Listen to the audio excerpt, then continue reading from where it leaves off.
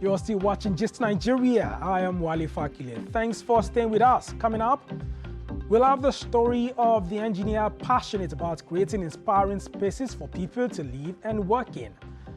But before that, let's quickly take you to Ghana, where a new trend is eating the streets from the capital Accra to Kumasi. It's skateboarding. A group of enthusiasts recently went on a tour of the country to introduce more people to the sport. The BBC's Emmeline Nkosi reports.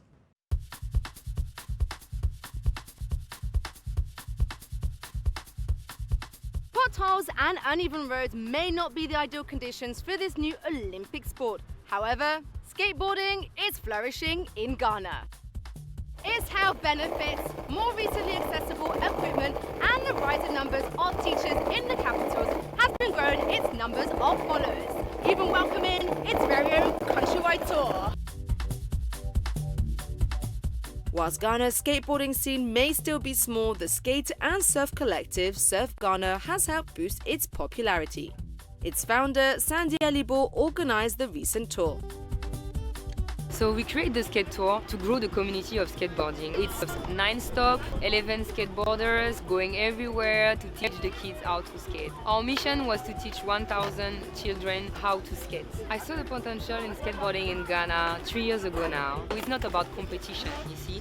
It's about being together, it's about freedom, it's about exploring the cities. Skateboarding is said to have been born from the sport of surfing when the waves were too flat and uninviting. Forms of surfing were documented in Ghana as early as the 1830s, but skateboarding didn't follow suit until recently. Joshua Odampton has been teaching skateboarding here in Accra for the past 5 years. Most of the guys that comes in here want to do rollerblading, and we have about hundreds of people doing rollerblading. So I wanted skateboarding to grow as much as rollerblading. I teach about 3 lessons in a week. That's with skateboarding, and 3 lessons a week for rollerblading. So I teach both. And it seems there are plenty of people willing to give it a go for the first time. Very excited. I mean, I've been able to try something really new, and it's been challenging, but I feel very fulfilled being able to do it. But it's perhaps not for the faint-hearted. People think about skateboarding is that, one, they think it's dangerous. Whether you skate or you don't skate, you probably get hurt, emotionally or physically. So I just tell them, just let it go. If you want to give it a shot, just try it. If you don't want to, I'm not going to force you. For someone like Joshua, skateboarding is one of his main sources of income. But with the price of a board costing anything above $30, how is the average Ghanaian able to afford to take up the sport? Kwesi Tabari is the CEO and country leader of sports store Decathlon. It launched in Ghana just under 3 years ago.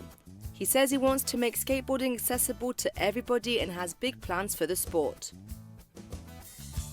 Our main goal is to involve the community in our store and do any type of sport for free. We were surprised by the success of this sport, skateboarding.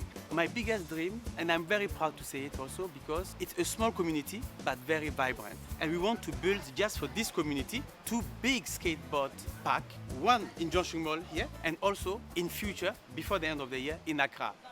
It seems bad road conditions and potential falls are not holding back the youth when it comes to skateboarding.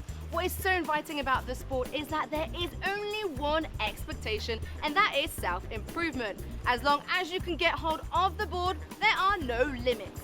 Well, you may have to be careful of a couple of potholes, but as long as you can get around those, the open road is yours for the taking. Interesting. I would love to try that someday, although it looks like a risky business.